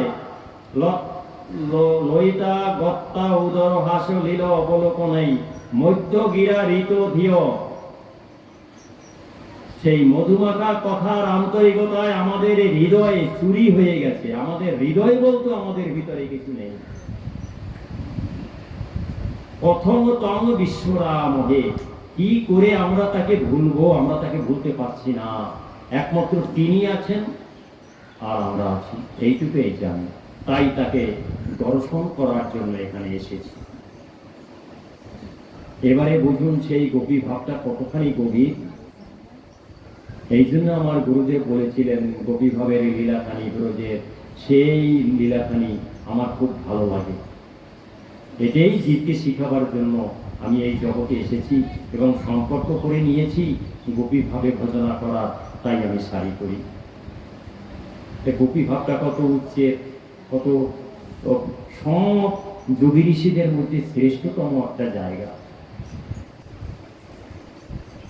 দেখুন, বুঝতে পারছে না দাঁড়ি, বলছে আমি ভালো বুঝতে পারিনি, তাহলে আরেকটু বলো। তখন গোপীগণ কি বলেছে? গোপীগণ বলেছে, হে নাথ, ভগবানকে উদ্দেশ্য করে বলেছে। সেই গোপালকে দাঁড়িয়ে আছে, হে নাথ, হে রমানাথ, ব্রজনাথ, আত্মীনাশনম, মগ্নময় উদ্ধর গোবিন্দং গোকুলং ব্রিজিনার নবাত। যে হে নাথ, অর্থাৎ নাথ মানে কর্তা, প্রভু, স্বামী। হে জগতের স্বামী, জগৎ কর্তা, জগতের প্রভু, জগৎ সৃষ্টিকারী, হে নাথ। হে রমানাথ, রমা মানে লক্ষ্মী, লক্ষ্মীর স্বামী, লক্ষ্মীর কর্তা। হে লক্ষ্মীর স্বামী, হে রমানাথ, ব্রজনাথ আর্তিনাশনম, তুমি তো ব্রজের নাথ, আমরা তো ব্রজবাসী, তাই তুমি আমাদেরও নাথ, আমাদেরও প্রভু। ব্রজনাথ আর্তিনাশনম, আমাদের বিভিন্ন সময় বিভিন্ন দুঃখ কষ্ট আত্মার ভিতর থেকে তুমি আমাদেরকে রক্ষা করেছো। আত্মনাথ থেকে বাঁচিয়েছো, আমাদের বিপদ থেকে বাঁচিয়েছো। বাঁচাইনি বিপদ থেকে? যখন 7 দিন বৃষ্টি হচ্ছিল, গিরি গোবর্ধনকে ধরেছিল না, উপরে তার নিচে স্থান দিয়েছিল না? পুতনা যখন সব ধ্বংস করতে এসেছে, তখন পুতনাকে ধ্বংস করে দিয়েছে না? অঘাসুর, বকাসুর, সব ওই বৃষাসুর, যত বলে নষ্টাসুর, সবাইকে ধ্বংস করে দিয়েছে না? ব্রজকে বাঁচিয়েছে না? ব্রজবাসী গন্ধের রক্ষা করেছে না? তাই বলেছে, হে নাথ, হে রমনাথ, হে ব্রজনাথ আত্মীনাশনম, তুমি আমাদের বিভিন্ন সময় আত্মনাথ থেকে বাঁচিয়েছো। তুমি আমাদেরও স্বামী, আমাদেরও কর্তা, তুমি আমাদেরও প্রভু, আমাদের বিপদের দিনে আমাদিগকে রক্ষা করেছো। মগ্নময় উদ্ধর গোবিন্দং গোকুলং ব্রিজিনার নবাত। আজ তোমার অবর্তমানে ব্রজবাসীগণ যা কিছু আছে সব দুঃখের সাগরে নিমজ্জিত। তোমার বাবা মায়ের কথা কি তোমার একটুও মনে পড়ে না? তারা তোমার শোকে, গভীর শোকের সেই সাগরে নিমজ্জিত হয়ে আছে। তোমার আত্মীয় স্বজন, বন্ধু বান্ধব, তোমার সখা শরীর, তাদের কথা কি তোমার মনে পড়ে না? তোমার যমুনা কোলে, তোমার গিরি গোবর্ধন, তোমার কেলি কটঙ্গের কথা তা কি মনে পড়ে না? ব্রজের একটা ধূলিকণার সাথেও তুমি যুক্ত আছো। প্রতিটি ধূলিকণা তোমার জন্য কার্যে শোক করছে, তাদের কথা কি তোমার একবারও মনে পড়ে না? আজ তুমি মথুরায় এসে, মথুরার রাজ লক্ষ্মী তোমাকে গ্রহণ করেছে, তুমি এখানে রাজা হয়ে বসে আছো, সেই রাজ সুখ অনুভব করছো, কিন্তু ব্রজের মাধুর্য লক্ষ্মীকে কি তুমি ভুলে গেছো? তুমি কি ব্রজে আর ফিরে যাবে না? ব্রজের কথা কি তোমার একবারও মনে পড়ে না? আজ সমস্ত ব্রজবাসী তোমার দুঃখে মরে যাবে যাবে এমন একটা অবস্থায় এসে পৌঁছে গেছে। সকলে তোমার জন্য আজ মূর্ছমান শোকের সাগরে নিমজ্জিত হয়ে রয়েছে। একবার চলো, দেখে আসবে। সংবাদটা বলার জন্যই এসেছিলাম। ব্রজনাথ আচ্ছিনাশন মগ্ন উত্তর গোবিন্দং গোকুলং। গোবিন্দ, হে গোবিন্দ। গো অর্থ কি? গো অর্থ গরু, গো অর্থ পৃথিবীও, গো অর্থ সমস্ত ভূমণ্ডল। তার বৃন্দ মানে তার স্বামী, তার সৃষ্টিকর্তা, তার যে প্রভু, তা তুমি। তাই বলেছে গোবিন্দ। গোবিন্দং গোকুলং, তুমি গোকুলেরও তো প্রভু, তুমি গোকুলেরও তো কর্তা। তোমার সেই গোকুলবাসীদের তুমি কোনো এক সময় রক্ষা করেছিলে, আজ কি তাদের সেই বিপদের দিনে তুমি একবার একটু গিয়ে তাদেরকে রক্ষা করবে না, যাবে না? এদের যে প্রেম, এদের যে সেই অন্তর নিংড়ানো ভালোবাসা, অন্তর ঢালা ভালোবাসা, অনুরূপ ভালোবাসা আর কোন যোগী মহাপুরুষ ভগবানকে দিতে পারেনি। তাই এটা হলো প্রেমের ভালোবাসা, প্রেমের সেই যে মাধুর্য, সেই ভালোবাসা। এই লীলাখানিই শ্রেষ্ঠ।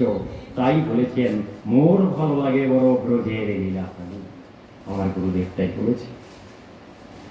এই জন্যই তিনি শাড়ি পরেন, এটাই বাস্তব। এবারে হচ্ছে আমরা যে তাকে ডাকবো, আমরা যে তার হয়ে যাব, এইভাবে তাকে মন প্রাণ দিয়ে ডাকলে আমরা তার কৃপা পাবো। সেটা একনিষ্ঠ ভাবে তাকে ডাকতে হবে। যেমন সেই রাজবেশ ছেড়ে সে দরজায় এসে সেই গোপাল, যে গরু চড়াতো গায়ে সেই ধুলা লাগানো থাকতো, ব্রেজের ধুলা, সেইভাবে সে দাঁড়িয়েছে।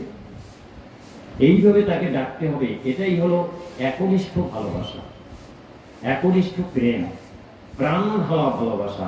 এই প্রাণ ঢালা ভালোবাসা থাকলেই আমরা তাকে পাবো। একটা উদাহরণ দিচ্ছি, দেখুন প্রাণ ঢালা ভালোবাসাটা কিরকম, তাকে ডাকার যে ভালোবাসাটা কিরকম।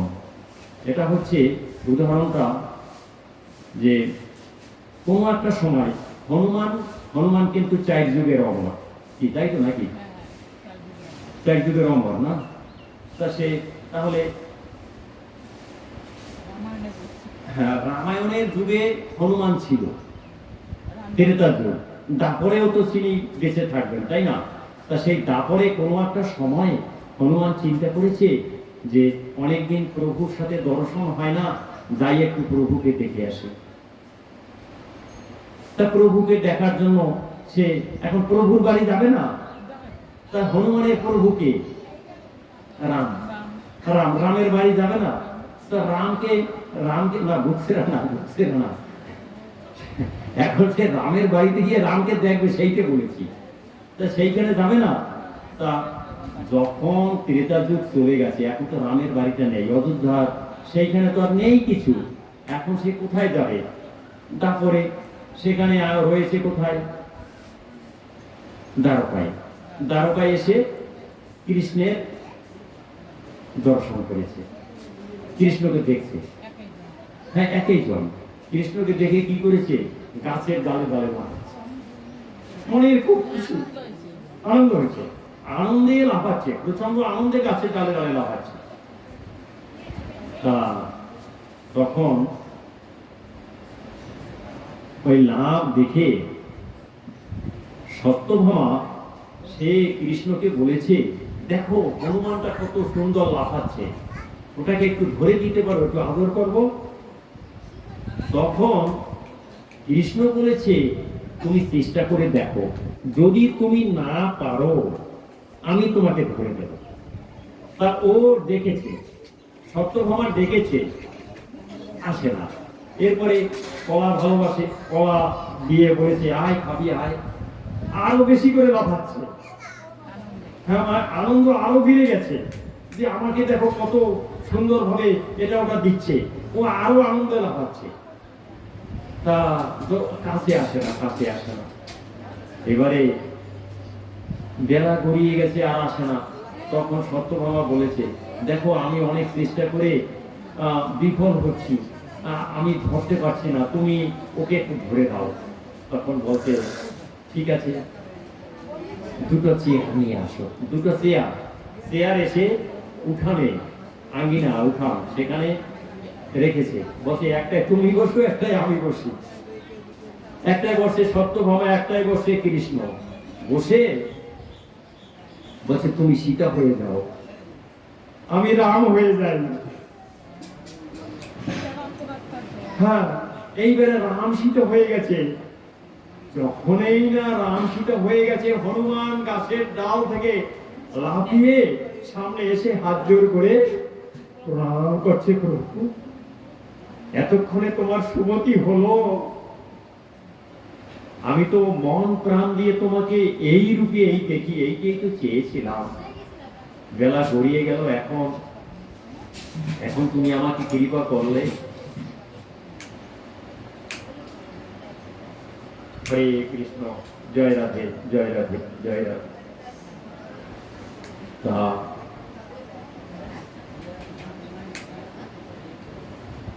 সত্যভামা বলেছে, তোমাকে আমি কলা দেখিয়েছি, তুমি তো আসোনি। তোমাকে আমি কত দেখেছি, তুমি তো আসোনি।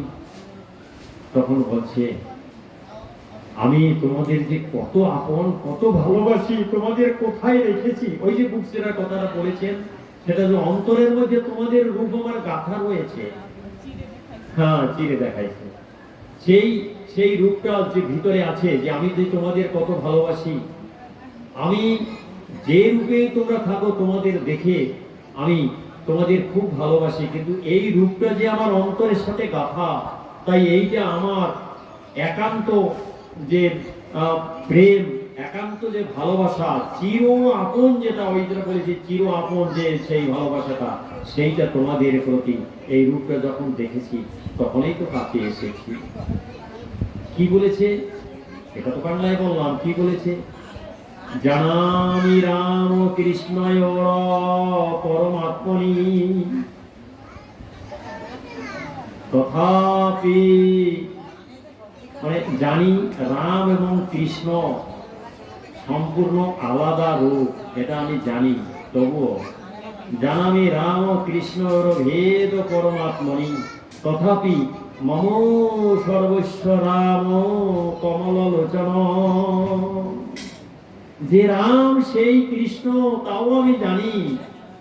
তথাপি ওই রাম রূপের মধ্যেই যে আমার অন্তরটা ডুবে আছে, আমার অন্তরের মধ্যে যে তোমার এই রূপটা আমি স্থান দিয়ে রেখেছি, তাই এই রূপটা দেখেই তোমার কাছে চলে এসেছি। এইটাই হলো প্রাণ ঢালা ভালোবাসা, একান্ত আপন, একান্ত ভালোবাসা। এইভাবে ভালোবাসলেই তার কৃপা পাওয়া যায়। তা আমার গুরুদেব এইভাবেই ভালোবাসতেন, তাই তিনি ওই রূপেই সবসময় থাকতেন। আর এটাই আমাদের শিখিয়েছেন সবাইকে, যে এইটাই তোমরা করো। আর এই একান্ত ভালোবাসার রূপটা এইটাই দাঁড়িয়েছে, ওই রাজবেশ ছেড়ে সেই ছোট্ট গোপাল হয়ে ওই দাড়ির সামনে ওইরকম দাঁড়িয়েছিল। এইটাই প্রাণ ভরা ভালোবাসা, এইটাই ঠাকুর। এবারে বলবো, তিনি আমাদের কৃপা করেন কিভাবে। যখন আমরা তাকে ডাকি, তিনি আমাদের কৃপা করেন। আমাদের যখন ডাকা হয় না, ভুল করি, তখনও তিনি আমাদের কৃপা থেকে বঞ্চিত করেন না। কিন্তু তাই বলে আমরা তাকে একটু প্রশংসা করি না, তাকে একটা প্রণামও দেই না। দেখুন, আমরা বাঁচার জন্য কি করি? কর্ম করি, টাকা আয় করি, টাকা দিয়ে বাজারে যাই, সবজি কিনে আনি, বাড়িতে খাই, তাই না? কিন্তু পরম করুণাময় সৃষ্টিকর্তা আমাদের বাঁচিয়ে রাখার জন্য, আমাদিগকে ভালো রাখার জন্য সব কিছু এখানে দিয়ে রেখেছেন। সাগর ভর্তি জল দিয়েছেন, যাতে আমরা জল কষ্ট না পাই। মাটির তলায় আমাদের খাবারের গোডাউনটা রেখে দিয়েছেন। ধান, চাল, সবজি সব কিছু মাটির থেকে পাই না আমরা? মাটির তলায় গোডাউন না, সেইখান থেকে আমরা তুলি না? মাটির তলায় আমাদের জন্য গোডাউন করে রেখে দিয়েছেন। তাই বলে সেই যে খাবারটা আমরা খাচ্ছি, জল আমরা পাচ্ছি, আকাশে সূর্য দিয়েছেন, দিনে আমরা আলো পাচ্ছি, রাতে চাঁদ দিয়েছেন, আমরা আলো পাচ্ছি। আমাদেরকে ভালো রাখার জন্য তিনি সব দিয়েছেন। হাওয়া এই যে পাখা ঘুরছে হাওয়া, মুক্ত হাওয়া তিনি আমাদের দিয়ে রেখেছেন। এবারে একটু চিন্তা করেন তো, হসপিটালে শ্বাসকষ্ট রোগীর অপারেশন করা হবে, সেই অবস্থায় শ্বাসকষ্ট রোগীর শ্বাসকষ্ট দূরীকরণের জন্য অক্সিজেন সিলিন্ডার আমরা ব্যবহার করি, তাই না? এক এক ঘন্টায় টাকা দিতে হয়, একদিন রাখলে কয় হাজার টাকা দিতে হবে, তাই না? অক্সিজেন পাওয়ার জন্য 2 দিন রাখলে এরকম কয়েক হাজার টাকা দিতে হবে অক্সিজেন পাওয়ার জন্য। এই অক্সিজেন তিনি খোলা আকাশে দিয়ে রেখেছেন, আমরা বেঁচে আছি। এই জন্য তাকে তো আমরা কোনো টাকা দেই না, তার জন্য তাকে একটু প্রণামও কি আমরা করবো না? পেতে পারে না বলুন? আমরা যদি বিদ্যুতের বিল না দেই, লাইন কেটে দিয়ে যাবে, 1 মাস বাকি বললেই লাইন কেটে দিয়ে যাবে। তিনি যে আমাদের সূর্য দিয়েছেন, রাতে চন্দ্র দিয়েছেন, এটা তো তিনি কেটে দেন না। এই জন্য কি সে একটু প্রণামও পেতে পারে না? একটু তার নাম আমরা করতে পারি না বলুন? হ্যাঁ, একটু নাম করা উচিত না? তিনি আমাদের জন্য খাবারের গোডাউনটা দিয়ে রেখেছেন, আমরা তা একটুও মনে করি না। তিনি আমাদের জন্য এই দেখেন, ওই হসপিটালে 2-1 ঘন্টার জন্য 2-1 হাজার টাকা চলে যায়, হ্যাঁ, 2 দিন 3 দিনের জন্য আমাদের লাখ টাকা চলে যায় অক্সিজেনে। এই জন্মার পর থেকে মৃত্যু পর্যন্ত আমরা অক্সিজেন পাচ্ছি, একটা পয়সাও দেই না। এই জন্য তাকে আমাদের একটু ডাকা দরকার। তা আমরা ডাকি কি? ডাকা উচিত না? ডাকা উচিত, কিন্তু আমরা ডাকি না। এইটাই আমাদের গুরুদেব বলেছেন যে সবসময়ের জন্য নাম জপ করো, ডাকো, ডাকলেই সব সিদ্ধি, নাম করলেই, জপ করলেই সব সিদ্ধি। এটা তোমরা করে যাও, তাতেই তার কৃপা বর্ষিত হবে। হ্যাঁ, তিনি ভালোবাসবেন। আমরা তাকে ডাকি না, তাই বলে আমাদের তিনি বঞ্চিত করেন না। আমরা সব পাই, অথচ তাকে আমরা একটু ডাকি না। তাহলে আমার এখন ওই এসে যাবে এখন এইরকমটা সময় হয়ে গেছে। তা শেষ সময় আমি এইটাই বলবো, আপনারা সবাই মিলে যে যখন সময় পান, সকাল দুপুর এবং সন্ধ্যা সন্ধিক্ষণে ডাকাটা সেও ডাকবেন। যদি তাও না পারেন, অন্তত যার যখন সময় হয় ভগবানকে একটু ডাকবেন। তিনি আমাদের চির আপন। হ্যাঁ, আমাদের মৃত্যুর আগেও তিনি ছিলেন, হ্যাঁ, এখনো আছেন, মৃত্যুর পরেও থাকবেন। তাই না না না তাই তাকে একটু ডাকবেন। তাকে না ডাকলে তিনি আমাদের উপরে কেন কৃপা করবেন? তিনি তো পরম দয়াল, তাই তিনি কৃপা করেন। এবারে দেখুন, সেই সংসার রূপ ক্ষেত্রে আমরা কত দুঃখের মধ্যে আছি, আমরা কত অভাব, অভিযোগ, অর্থ কষ্ট, রোগ শোক, কত কিছু ভোগ করছি, এর মধ্যে আছি। এর মধ্য থেকে আমাদেরকে কে রক্ষা করেন? তিনি রক্ষা করেন। আর সেই তিনি কিভাবে রক্ষা করেন, তাকে একটু যদি আমরা স্মরণ করি, তখন তিনি রক্ষা করবেন। তা না হলে তিনি রক্ষা করেন না। সংসার রূপ ক্ষেত্রটা বড় জ্বালা, বড় দুঃখময় একটা সাগর না। এই জন্য মহাপুরুষগণ বলেছেন, সংসার দুঃখ জলধি মগ্নম। সংসারটা একটা দুঃখের জলাশয়। এর মধ্যে, এই সংসারের মধ্যে আমরা নিরবিচ্ছিন্ন সুখ পেয়েছি এমন প্রাণী, এমন ব্যক্তি কয়জন আছেন যে জন্মার পর থেকে মৃত্যু পর্যন্ত একটু দুঃখ পাইনি? এরকম আছে কি কেউ? নেই। তাহলে নিরবিচ্ছিন্ন সুখ আমরা পেয়েছি এরকম নেই। তার মানে এখানে বিভিন্ন রকমের জ্বালা যন্ত্রণার মধ্যে আমরা আছি, তাই না? তা এই যে জ্বালা যন্ত্রণার মধ্যে আছি, এই জন্যই শ্রীমদ্ ভাগবত মহাপুরাণের মধ্যে উল্লেখ করেছে, সংসার ও দুঃখ জলধি মগ্নম। সংসার রূপ ক্ষেত্রটার মধ্যে আমরা দুঃখের জলের মধ্যে পড়ে আছি। এই দুঃখের জলটা কি? ত্রিতাপ জ্বালা। ত্রিতাপ জ্বালার মধ্যে আমরা পড়ে আছি। এই ত্রিতাপ জ্বালাটা কি? আধ্যাত্মিক, আদি দৈবিক, আদি ভৌতিক, এই 3টা জ্বালার মধ্যে আমরা পড়ে আছি। শাস্ত্র কি বলেছে? সচ্চিদানন্দ রূপায় বিশ্ব উৎপত্তাদি হেতবে তাপত্রয় বিনাশায় শ্রীকৃষ্ণায় ভয়ং নুমঃ। এর থেকে রক্ষা পেতে হলে একমাত্র তাকেই ডাকতে হবে। হ্যাঁ, তিনিই একমাত্র এখান থেকে আমাদেরকে রক্ষা করতে পারেন। আজকে মনে করুন আমরা সেই দুঃখের সাগরে পড়ে আছি যদি বলি, তাহলে আপনারা অনেকেই মনে করবেন কই আমরা তো ভালো আছি, আমরা দুঃখের সাগরে পড়ে আছি। পাঠক কি বলে, আমরা দুঃখের সাগরে পড়ে আছি, একটা সমুদ্রে ডুবে যাওয়া লোকের সাথে আমাদের তুলনা করেছে, আমরা তো সেরকম নয়। যদি একটা লোক জলে ডুবে যায়, সে তো একটু পরে মরে যাবে, তাহলে তার অবস্থাটা কি থাকবে? সেই জলে পড়ে যাওয়া লোকটা একটু পরে মরে যাবে, তার নাকে মুখে থাকবে একটা মৃত্যুর ছাপ, ত্রাহি ত্রাহি ভাব, বাঁচাও বাঁচাও বাঁচাও, ডুবে যাচ্ছি, মরে যাচ্ছি। কই আমরা সংসারের ক্ষেত্রে এরকম তো আছি বলে আমাদের মনে হচ্ছে না? কই আমরা তো আয় করছি ভালো, খাচ্ছি ভালো, আছি ভালো, বলে কি হোক পাঠক? এরকম মনে হয় না? অনেকে বলতে পারে না, বলবে। অথচ সাধু মহাপুরুষগণ কি বলেছেন? সংসার ও দুঃখ জলধিমগ্ন, সংসারটা দুঃখের জল, সেখানে আমরা ডুবে যাচ্ছি। তাহলে এরা কি বলছে? এটা তো মিথ্যা কথা বলছে না, সত্যি কথা বলছে।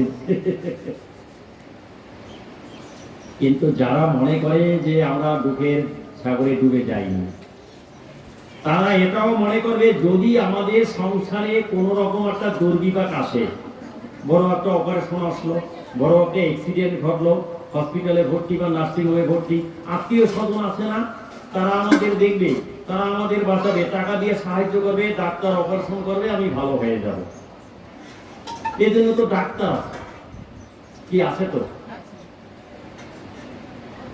তাহলে আমরা খুব একটা অসুবিধায় নেই, তাই না? আমাদের বাঁচাবার জন্য তো অনেকে আছে,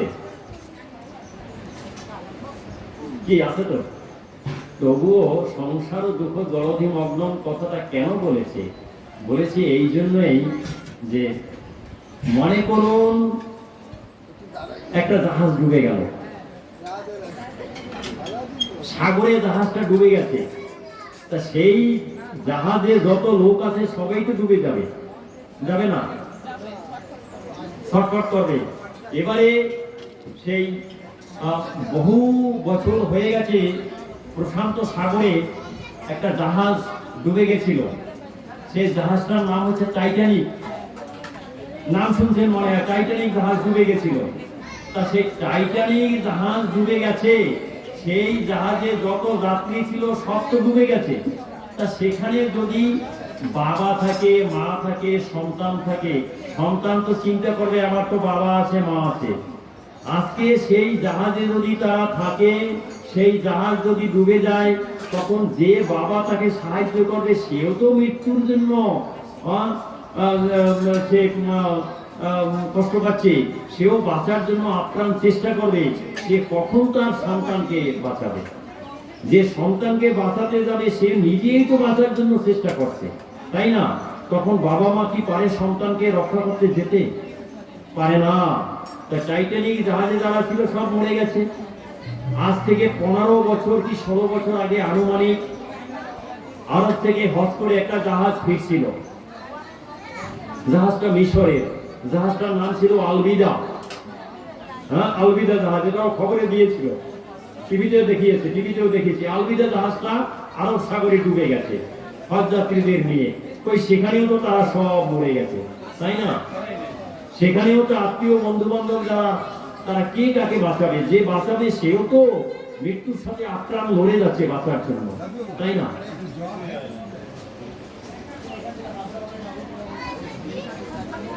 হয়ে গেছে, ঠিক আছে, আসুন আমি উঠে যাচ্ছি।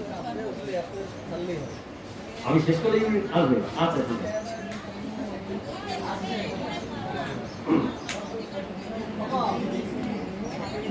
শোনেন, একটু বলে যাচ্ছি আমার এখন সময়, ওরা এসে গেছে, আমি এখন চলে যাব। যাই হোক, অনেক কিছু বলেছি, আপনারা একটু মনে রাখবেন যে বাড়িতে গিয়ে আমরা ঠাকুরের নাম করতে যেন না ভুলি। হ্যাঁ, জপ করতে যেন না ভুলি, এটা যেন করি। এটা করবো কেন? দেখুন, এনি ভিশন নামক একজন প্লেন চালায়, প্লেনের সেই পাইলট, প্লেনটা যখন ভারতের উপর থেকে যাচ্ছে, ভারত মহাসাগরের উপর থেকে প্লেনে আগুন লেগেছে, এটা বলেই চলে যাবো, ওরা এসে গেছে তো এইখানে। তা সেই প্লেনে যখন আগুন ধরেছে তখন সে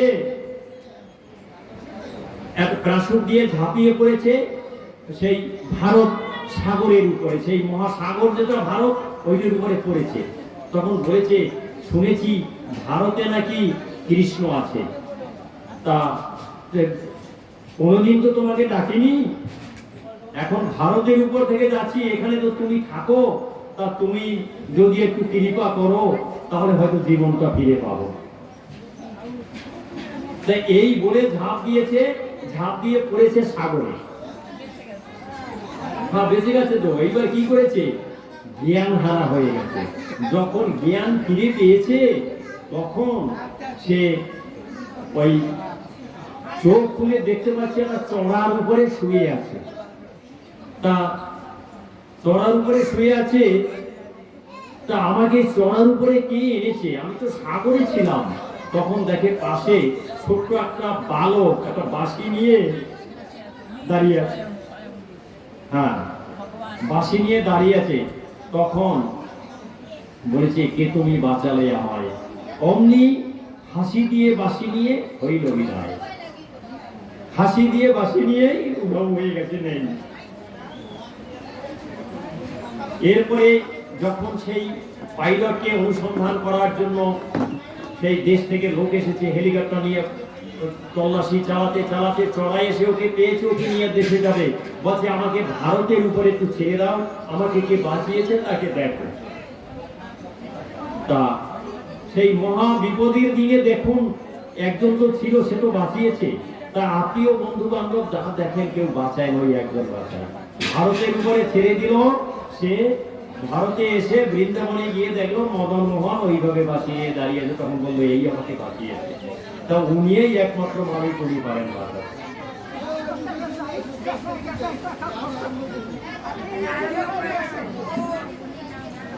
হরে কৃষ্ণ। তা ওনাকে আমাদের হরে কৃষ্ণ কৃষ্ণ কৃষ্ণ হরে হরে, হরে রাম রাম রাম হরে হরে। এই জায়গাটায় আমরা যদি আসি, উনি বাঁচাবেন, হ্যাঁ, আমাদের রক্ষা করবেন।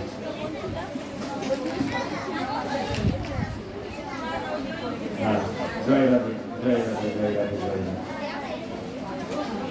হরে কৃষ্ণ কৃষ্ণ কৃষ্ণ হরে হরে, হরে রাম রাম রাম হরে হরে। গুরু গুরু গুরু। জয় জয় গোপীবেশ অবতার শ্রীমতাচার্য বিবেকানন্দ গোস্বামী প্রেমানন্দে। হরি বল হরি বল হরি বল। জয় জয় গোপীবেশ অবতার শ্রীমতাচার্য বিবেকানন্দ গোস্বামী প্রেমানন্দে। হরি বল হরি বল।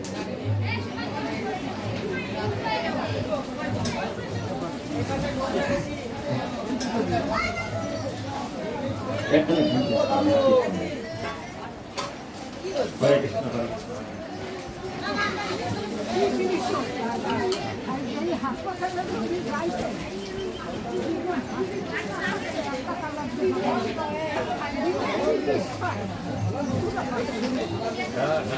হয়তো